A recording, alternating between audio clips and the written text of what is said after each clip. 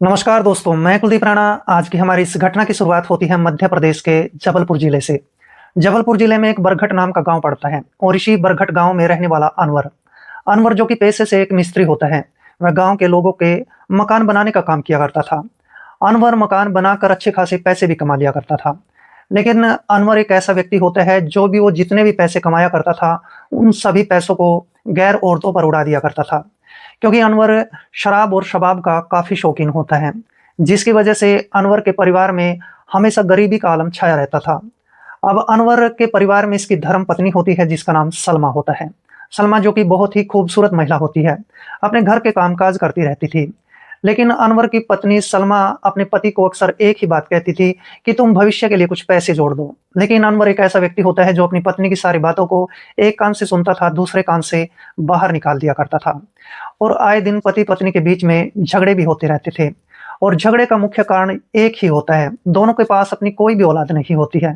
बस इसी बात को लेकर पति पत्नी के बीच झगड़े रहते थे। अब पत्नी सलमा अपने पति को दोष दिया करती थी और पति अनवर अपनी पत्नी को दोष दिया करता था। ये दोनों किसी डॉक्टर के पास भी जाते हैं, वहां से दवाइयां भी खाते हैं, लेकिन कोई भी समाधान नहीं निकलता है। दोनों पति पत्नी थक चुके होते हैं, परेशान हो चुके होते हैं। लेकिन सलमा और अनवर दोनों अंधविश्वासी भी होते हैं। कोई भी तांत्रिक या फिर कोई पुजारी जहां भी इनको कहीं भी मिल जाया करता था, अपना हाथ दिखाने बैठ जाया करते थे।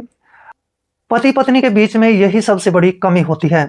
लेकिन जो अनवर होता है वो अपनी शराब और कबाब के चलते दो बड़ी बड़ी घटनाओं को अंजाम देने वाला होता है। दिन गुजरते चले जाते हैं और एक तारीख आ जाती है, 12 दिसंबर 2025 का दिन। सुबह के करीब 8 बजे के आसपास का वक्त होता है। अनवर अपनी पत्नी सलमा के साथ अपने घर के अंदर बैठा हुआ बातचीत कर रहा होता है। साथ में वह खाना भी खा रहा होता है। और उसी समय एक तांत्रिक इनके घर में आता है। उस तांत्रिक का नाम अब्दुल होता है। अब जैसे ही अब्दुल तांत्रिक को दोनों पति पत्नी देखते हैं तो तुरंत अपना खाना पीना छोड़ देते हैं। और इसके बाद अनवर और अनवर की पत्नी सलमा देवी, ये दोनों ही उस तांत्रिक अब्दुल के पास बैठ जाते हैं। और फिर अब्दुल तांत्रिक को कुछ दान दक्षिणा भी दी जाती है। और फिर इसके बाद जो अनवर होता है इस तांत्रिक अब्दुल को अपना हाथ दिखाता है। और इसके बाद सलमा इस तांत्रिक अब्दुल को कहने लगती है कि हम दोनों के पास अपनी कोई भी औलाद नहीं है और आए दिन हम दोनों पति पत्नियों के बीच झगड़ा होता रहता है। बस इसी बात को लेकर हम हमेशा लड़ते झगड़ते रहते हैं। अब्दुल तांत्रिक जैसे ही दोनों की बात को सुनता है तो कहने लगता है कि इस समस्या का समाधान मेरे पास है, लेकिन उसके लिए तुम्हें मोटी दान दक्षिणा देनी पड़ेगी। अनवर कहने लगता है कि तांत्रिक जी, पैसों की फिक्र मत करो, ना ही तुम दान दक्षिणा की फिक्र मत करो, तुम्हें दान दक्षिणा अच्छी मिल जाएगी, लेकिन हमें उपाय जरूर बता दो। इसके बाद ये अब्दुल तांत्रिक सलमा और अनवर को कहने लगता है कि देखो, 10 महीने बाद तुम्हें अच्छा सा बेटा पैदा होने वाला है, लेकिन उसके लिए अनवर तुम्हें एक काम करना पड़ेगा। अनवर तांत्रिक को कहने लगता है कि मुझे जल्दी से बताओ क्या करना पड़ेगा।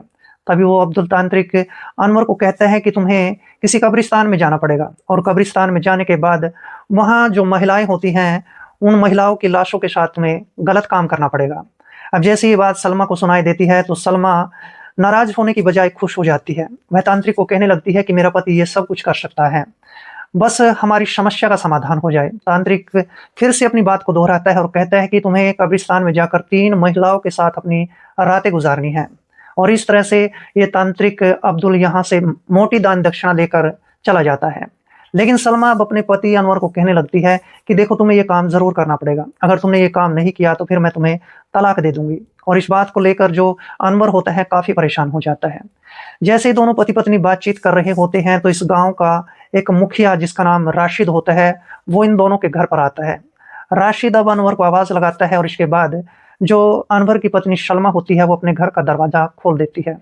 और जैसे ही राशिद पर उसकी नजर पड़ती है तो फिर इसके बाद राशिद इस सलमा को कहने लगता है कि मुझे तुम्हारे पति से बातचीत करनी है।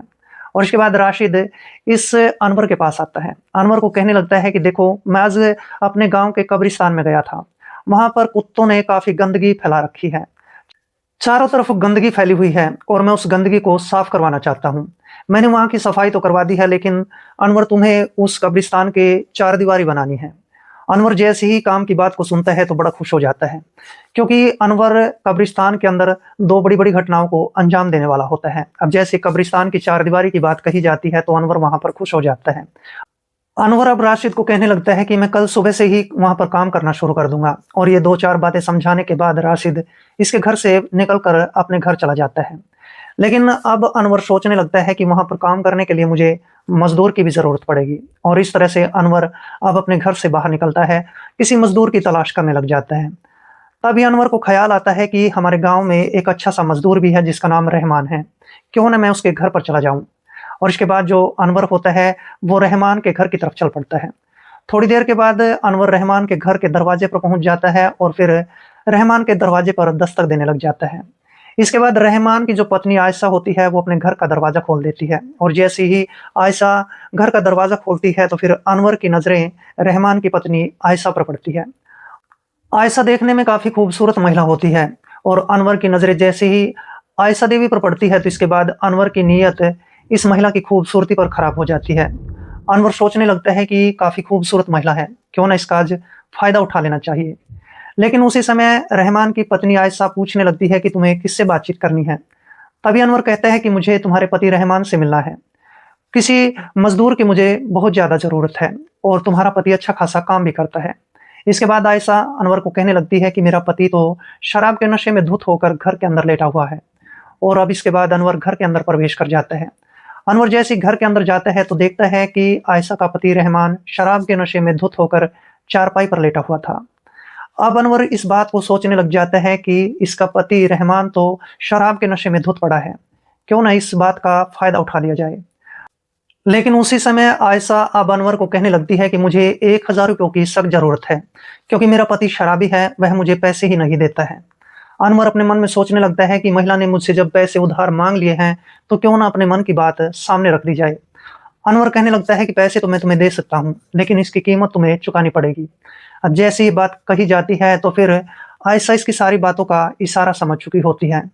आयशा के पास कोई भी दूसरा विकल्प नहीं होता है। आयशा के घर में गरीबी होती है और गरीबी को दूर करने के लिए आयशा गलत काम करने के लिए तैयार हो जाती है। जैसे तैसे करके आयशा मान जाती है और फिर इसके बाद आयशा खुद ही अपने घर का दरवाज़ा बंद कर लेती है और फिर इसके बाद अनवर का हाथ पकड़कर वह अपने कमरे के अंदर ले जाती है और फिर इसके बाद ये दोनों ही अपने गलत रिश्ते कायम करने लग जाते हैं और दोनों ही अपनी ही रजामंदी से इस गलत काम को तब तक करते हैं जब तक दोनों के मन को खुशी नहीं मिल जाती है, दोनों के मन को शांति नहीं मिल जाती है। और जैसे इनका ये सब काम खत्म हो जाता है, तो इसके बाद अनवर इस महिला आयशा को 1000 रुपये देता है और कहने लगता है कि मैं तुम्हारे घर पर अब तो आता जाता रहूंगा। लेकिन जाने से पहले अनवर आयशा को कहने लगता है कि जैसे तुम्हारे पति की आंख खुल जाएगी, तो इसको मेरे घर पर भेज देना। और इस तरह से ये सब काम खत्म करके अनवर इसके घर से बाहर निकल जाता है, अपने घर पर आ जाता है। और जैसे ही शाम के 7 बजे के आसपास का वक्त होता है, तो फिर रहमान की आंखें खुल जाती हैं। रहमान की जैसी आंख खुलती है, तो उसकी पत्नी आयशा रहमान को कहने लगती है कि तुम्हें अनवर ने अपने घर पर बुलाया है, कोई ज़रूरी काम होगा। जब तुम सोए हुए थे तो वो हमारे घर पर आया था। रहमान तुरंत चारपाई से खड़ा होता है और इसके बाद वह तुरंत अनवर के पास आता है। अनवर से बातचीत की जाती है। अनवर कहने लगता है कि रहमान, मुझे कब्रिस्तान में 4 दीवारी का ठेका मिला है और वो 4 दीवारी का काम हम दोनों ने पूरा करना है और तुम कल सुबह 8 बजे के आसपास कब्रिस्तान में पहुंच जाना। रहमान खुश हो जाता है क्योंकि रहमान को काम की ज़रूरत होती है और इसके बाद रहमान अपने घर पर चला जाता है। आज की पूरी रात गुजर जाती है, अगला दिन हो जाता है 13 दिसंबर 2025 सुबह के करीब 8 बजे के आसपास। अब अनवर रहमान के घर की तरफ फिर से जाता है और फिर इसके बाद वह जैसे ही घर पर पहुंचता है, तो फिर घर के दरवाजे पर दस्तक देता है और इसके बाद रहमान की पत्नी आयशा अपने घर का दरवाज़ा खोलती है। वह देखती है कि अनवर उसके सामने खड़ा होता है।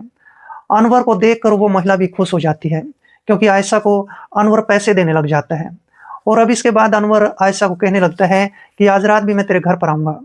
आयशा कहने लगती है कि मेरा पति मेरे घर पर रहता है, लेकिन अनवर आयशा को कहने लगता है कि उसका इंतजाम मैं खुद कर लूँगा, लेकिन आज रात तेरे घर पर ज़रूर आने वाला हूँ। और इसके बाद अनवर आयशा को पूछने लगता है कि रहमान कहाँ गया है। तभी आयशा कहने लगती है कि रहमान तो कब्रिस्तान की तरफ चला गया है। और अब इसके बाद अनवर जो है कब्रिस्तान की तरफ चल पड़ता है, जहाँ पर रहमान और गांव का सरपंच राशिद इसके आने का इंतजार कर रहे होते हैं। और इसके बाद जैसे ही अनवर का कब्रिस्तान में पहुंचता है, तो इसके बाद राशिद अनवर को कहने लगता है कि तुम्हें इस कब्रिस्तान की 4 दीवारी बनानी है। जैसे ही राशिद इसको सारा कामकाज बता देता है, तो फिर इसके बाद जो अनवर और रहमान होते हैं, ये दोनों उस काम को करने में व्यस्त हो जाते हैं। आज का पूरा दिन ये वहीं पर कामकाज करते रह जाते हैं। लेकिन जैसे ही शाम के 4 बजे के आसपास का वक्त होता है, तो इस गांव के अंदर एक महिला की मौत हो जाती है। उस महिला का नाम फातिमा होता है और फातिमा लंबी बीमारी के कारण उसको जो है उसकी मौत हो गई थी। फातिमा की उम्र 40 साल की थी। और अब इसके बाद गांव के लोग उस महिला को दफनाने के लिए कब्रिस्तान की तरफ आते हैं। और जैसे ही अनवर की नजरें गांव के लोगों पर पड़ती है तो अनवर दुखी होने की बजाय खुश हो जाता है, क्योंकि अनवर का काम पूरा होने वाला था। अनवर को तांत्रिक की सारी बातें याद आ रही थी। और इसके बाद गांव के लोग जैसे कब्रिस्तान में पहुंचते हैं तो फिर अनवर एक व्यक्ति से पूछने लगता है कि गांव में किसकी मौत हो गई है। तभी वो व्यक्ति अनवर को कहने लगता है कि गांव की एक महिला है जिसकी उम्र 40 साल की थी और उसका नाम फातिमा था। उसकी लंबी बीमारी के कारण मौत हो गई है। और अब इस गांव के लोग उस महिला की लाश को इस कब्रिस्तान में दफन करने लग जाते हैं। जैसे गांव वालों का ये काम खत्म हो जाता है तो गांव वाले फातिमा की लाश को दफनाने के बाद गांव के अंदर वापस आ जाते हैं। और फिर इसके बाद जो अनवर का काम होता है वो शुरू हो जाता है। अनवर अपने दोस्त रहमान को कहने लग जाता है कि रहमान, तुझे आज मेरा एक काम करना है। रहमान पूछने लगता है कि ऐसा कौन सा काम है। तभी अनवर रहमान को कहता है कि आज की जो रात है तुझे मेरे साथ गुजारनी पड़ेगी, और वो भी कब्रिस्तान के अंदर। रहमान पहले तो मना कर देता है, लेकिन अनवर रहमान को कहता है कि अगर तू आज की रात का थोड़ा सा समय मेरे साथ यहाँ पर कब्रिस्तान में लगाएगा तो मैं तुझे 2000 रुपये दूंगा। रहमान लालच में आ जाता है और लालच का वशीभूत होकर रहमान मान जाता है। और इसके बाद रात हो जाती है। रात के करीब 8 बजे के आसपास जो अनवर होता है रहमान को कुछ पैसे देता है और कहता है कि शराब के ठेके से कुछ 2 बोतल शराब की लेकर आओ। और इसके बाद रहमान शराब के ठेके पर जाता है, वहां से कुछ शराब खरीदता है। शराब खरीदने के बाद वह वापस कब्रिस्तान में आता है। और फिर इसके बाद जो अनवर और रहमान होते हैं ये दोनों बैठकर वहां पर शराब पीने लग जाते हैं। करीब 1 घंटे का वक्त गुजर जाता है। दोनों को गहरा नशा हो चुका होता है और नशे की हालत में अब अनवर रहमान को कहने लगता है कि आज गांव के लोग कब्रिस्तान में आए थे और इस महिला को यहाँ पर दफन करके गए हैं। और मुझे एक तांत्रिक ने बताया था कि यहाँ पर महिलाओं के साथ, यानी कि 3 महिलाओं के साथ मुझे 3 रातें गुजारनी है, और आज मैं पहली रात इस महिला के साथ गुजारने वाला हूँ। रहमान डर जाता है, लेकिन जैसे ही अनवर उसको 2000 रुपये देता है तो रहमान वहीं पर बैठ जाता है। और फिर इसके बाद अनवर उस महिला की लाश को कब्र से बाहर निकालने लग जाता है। और जैसे ही महिला की लाश को कब्र से बाहर निकाल लिया जाता है तो फिर अनवर इस महिला की लाश के साथ गलत काम करने लग जाता है। वह इस गलत काम को तब तक करता है जब तक उसकी इच्छा पूरी नहीं हो जाती है। और जैसे ही अनवर की पूरी इच्छा हो जाती है तो फिर इसके बाद अनवर रहमान को कहने लगता है कि मैं इस लाश को दफना देता हूँ और फिर हम घर की तरफ चलेंगे। और इसके बाद अनवर उस महिला फातिमा की लाश को वापस कब्र के अंदर दफन कर देता है। और ये सब काम खत्म करने के बाद ये दोनों यहाँ पर बैठकर काफी देर तक शराब पीते हैं। अनवर बहुत चालाक व्यक्ति होता है, वह रहमान को काफी ज्यादा शराब पिला देता है, जिसके कारण रहमान के पांव लड़खड़ाने लगते हैं। रहमान को काफी ज्यादा नशा हो चुका होता है। लेकिन यहाँ पर अनवर इसकी पत्नी आयशा के साथ वक्त बिताना चाहता था, ये बात उसको याद होती है। और इसके बाद अनवर रहमान को कहने लगता है कि चलो मैं तुम्हारे घर तक तुम्हें छोड़ देता हूँ। इसके बाद अनवर और रहमान रात के करीब 10:30 बजे के आसपास अब रहमान के घर पर पहुंच जाते हैं। रहमान के घर का दरवाजा खटखटाया जाता है। फिर इसके बाद रहमान की पत्नी आयशा घर का दरवाजा खोलती है और वह देखती है कि रहमान और अनवर दोनों उसके घर के ठीक सामने खड़े होते हैं। आयशा भी रहमान को देखकर कहने लगती है कि इसने तो काफी ज्यादा शराब पी रखी है। अनवर कहने लगता है कि ये शराब मैंने ही ज्यादा पिलाई है। और इसके बाद जब रहमान को काफी ज्यादा नशा हो जाता है तो इसके बाद ये लड़का जो अनवर होता है रहमान को और भी ज्यादा शराब पिलाता है और वहां पर रहमान गहरी नींद में चारपाई के ऊपर लेट जाता है। फिर इसके बाद आयशा अपने घर का मुख्य दरवाजा खुद से ही बंद कर लेती है और फिर इसके बाद ये दोनों ही एक कमरे में जाते हैं। कमरे में जाने के बाद इन दोनों के बीच इनकी ही रजामंदी से गलत रिश्ते कायम होने लग जाते हैं। और ये गलत काम तब तक किया जाता है जब तक दोनों के मन की इच्छाएं पूरी नहीं हो जाती हैं, दोनों के मन को शांति नहीं मिल जाती है। और इस तरह से जैसे इन दोनों का ये काम खत्म हो जाता है तो आयशा अनवर को कहती है कि मुझे 2000 रुपयों की सख्त जरूरत है। इसके बाद अनवर अपने दोस्त रहमान की जेब से 2000 रुपये निकालता है, उसमें ऊपर से 1000 रुपये और मिलाकर ये सारे पैसे आयशा को दे देता है। और आयशा भी पैसे लेने के बाद बेहद खुश हो जाती है। रात के करीब 12:30 बजे के आसपास का वक्त हो जाता है और अब इसके बाद अनवर जैसे ही इसके घर से बाहर निकलता है और अपने घर की तरफ चल पड़ता है तो आयशा की पड़ोसन रूबीना इसको देख लेती है। रूबीना जैसे ही अनवर को इस महिला के घर से बाहर निकलते देखती है तो रूबीना सोचने लगती है कि ये अनवर तो आयशा के साथ अपनी रातें रंगीन करता है। अब रूबीना सोचने लगती है कि ये बात इसके पति को पता चलनी चाहिए। इस तरह से आज की रात में तो अनवर अपने घर पर आ जाता है। जैसी सुबह होती है तो सुबह के समय अब रूबीना इस बात को सोच रही होती है कि कब रहमान अपने घर से निकले। थोड़ी देर के बाद जैसे ही 8 बजे के आसपास का वक्त होता है तो रहमान अपने घर से बाहर निकलता है। इसके बाद रुबीना जैसे ही रहमान को देखती है तो रहमान के पास आ जाती है। रहमान को रुबीना बताती है कि तुम्हारी पत्नी अनवर के साथ अपना समय गुजारती है। रात के समय मैंने उसको रंगे हाथ पकड़ा था। अब जैसे ये बात इस रहमान को बताई जाती है तो इस बात पर रहमान को काफी गुस्सा आता है। रहमान तुरंत अपनी पत्नी के पास चला जाता है। अपनी पत्नी आयशा से पूछने लगता है कि रुबीना ने मुझे जो बात बताई है क्या वो सच है। लेकिन आयशा पूछने लगती है कि ऐसी कौन सी बात है जो रुबीना ने तुम्हें बताई है। और इसके बाद रहमान पूरी बात को अपनी पत्नी आयशा के सामने रखता है। लेकिन आयशा अपने पति की आंखों पर पट्टी बांधते हुए कहने लगती है कि ऐसी कोई भी बात नहीं है। रुबीना ने कुछ पैसे मुझसे उधार मांगे थे, लेकिन मैंने उसको पैसे उधार नहीं दिए हैं, जिसकी वजह से ये औरत झूठ बोल रही है। और इस तरह से रहमान अपनी पत्नी की सारी बातों पर यकीन कर लेता है। रहमान भी सोचने लग जाता है कि ऐसा हो सकता है कि ये रुबीना हमारे घर में आग लगाना चाहती हो, और इस तरह से बात आई गई हो जाती है। लेकिन इसके बाद रहमान अपनी पत्नी आयशा को कहने लगता है कि मुझे कब्रिस्तान में जाना है, वहां पर काम बाकी पड़ा है, मुझे काम करने जाना है। आयशा कहती है कि तुम जा सकते हो, और इसके बाद रहमान अपने घर से बाहर निकलता है, कब्रिस्तान की तरफ चल पड़ता है। दूसरी तरफ जो अनवर होता है वो और भी दूसरी बड़ी घटना को आज अंजाम देने वाला होता है। लेकिन इस बारे में ना तो रहमान जानता था ना अनवर जानता था कि आज गांव के अंदर कोई दूसरी मौत होने वाली है। जैसे ही सुबह के करीब 11 बजे के आसपास का वक्त होता है तो अनवर और रहमान दोनों कब्रिस्तान के अंदर कामकाज कर रहे होते हैं। लेकिन उसी समय गांव के कुछ लोग एक महिला के पार्थिव शरीर को दफनाने के लिए कब्रिस्तान की तरफ आ रहे होते हैं। और अनवर की नजरें जैसी लोगों पर पड़ती है तो अनवर आज भी बेहद खुश हो जाता है। अनवर सोचने लगता है कि आज उसकी दूसरी मनोकामना, दूसरी इच्छा पूरी होने वाली है। और इस तरह से गांव के लोग जैसे ही इस कब्रिस्तान के पास आते हैं तो अनवर आज भी किसी एक व्यक्ति से पूछता है कि आज किसकी मौत हो गई है। तभी वो व्यक्ति कहने लगता है कि गांव की एक महिला की आज भी मौत हो गई है। एक सप्ताह के अंदर अंदर गांव में दूसरी महिला की मौत हो गई है। लेकिन अनवर दुखी होने की बजाय खुश हो जाता है। और इसके बाद गांव के लोग उस दूसरी महिला के शव को यहाँ पर कब्रिस्तान के अंदर दफन कर देते हैं। और कब्रिस्तान के अंदर दफनाने के बाद गांव के सभी लोग गांव में वापस चले जाते हैं। लेकिन अनवर अब रहमान को कहने लगता है कि देखो, आज गांव की दूसरी महिला इस कब्रिस्तान में आ चुकी है और मुझे आज यहाँ पर रात का थोड़ा सा समय गुजारना है, आज भी तुम्हें मेरे पास रुकना पड़ेगा। रहमान मना करने लग जाता है, लेकिन जो अनवर होता है इस रहमान की कमजोरी को समझता था। अनवर कहने लगता है कि मैं तुम्हें शराब भी दूंगा और पैसे भी दूंगा। और इस तरह से जैसे तैसे करके रहमान को ये सब काम करने के लिए मना लिया जाता है। और इसके बाद पूरा दिन गुजर जाता है, शाम हो जाती है। शाम के 7 बजे के आसपास अनवर रहमान को कहने लगता है कि रहमान, आज भी शराब के ठेके से शराब लेकर आओ। इसके बाद अनवर उसको कुछ पैसे देता है और फिर ये लड़का रहमान पैसे लेने के बाद गांव के ठेके की तरफ चला जाता है। ठेके से कुछ शराब खरीदी जाती है। शराब खरीदने के बाद रहमान वापस कब्रिस्तान में आ जाता है। रात के करीब 8:30 पौने 9 बजे के आसपास का वक्त हो जाता है। रहमान और अनवर दोनों बैठकर यहाँ पर कब्रिस्तान के अंदर काफी देर तक शराब पीते हैं। और जब दोनों को गहरा नशा हो जाता है तो इसके बाद जो अनवर होता है रहमान को कहने लग जाता है कि मुझे अपना काम करना है। रहमान कहने लगता है कि तुम ये काम मत करो, लेकिन जो अनवर होता है मानने वाला नहीं होता है। अनवर तुरंत उस कब्र के पास जाता है। कब्र के पास जाने के बाद कब्र को खोदना शुरू कर देता है और कब्र खोदने के बाद उस महिला के पार्थिव शरीर को बाहर निकालता है। और फिर इसके बाद ये अनवर उस महिला के साथ गलत काम करने लग जाता है। रहमान इसको मना करता जाता है, लेकिन अनवर अपने काम को अंजाम देता चला जाता है।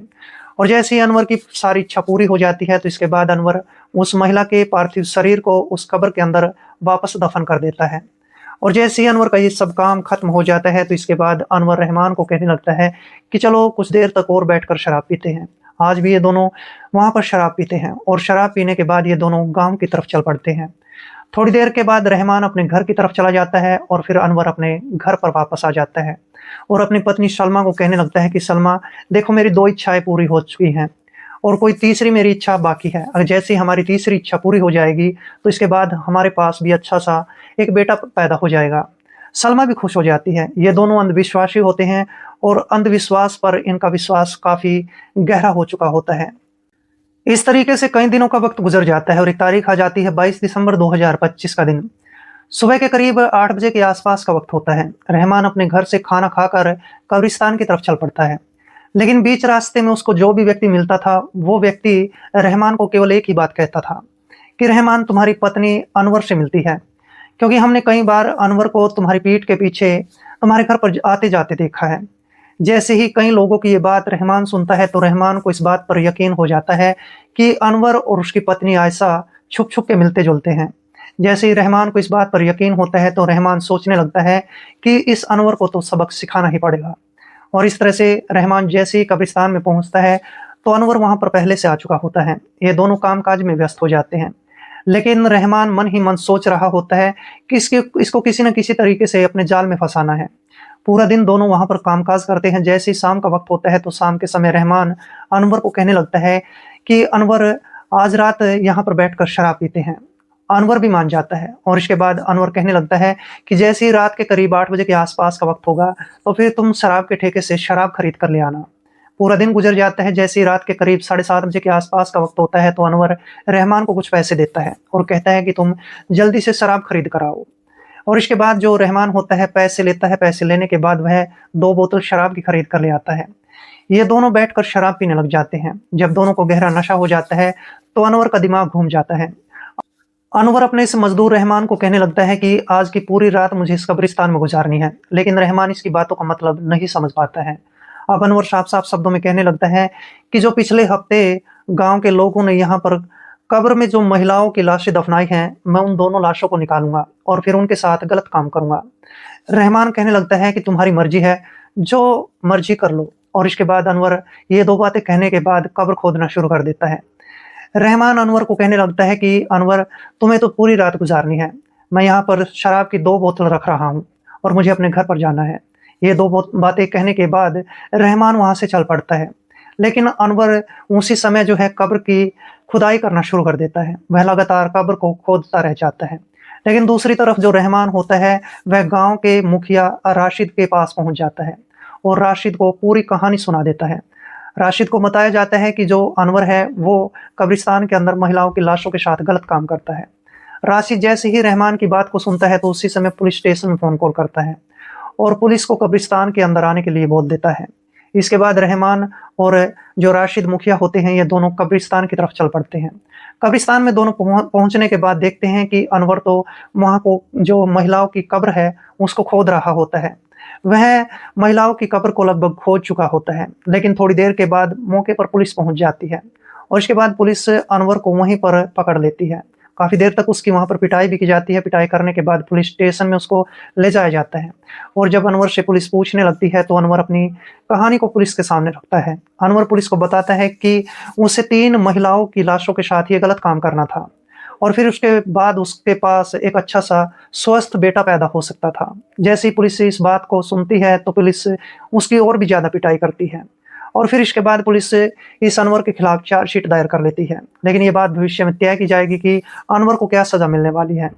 दोस्तों, इस पूरे घटनाक्रम को सुनाने का मेरा उद्देश्य किसी का दिल दुखाना नहीं था, बल्कि आपको जागरूक करना था, आपको सावधान करना था।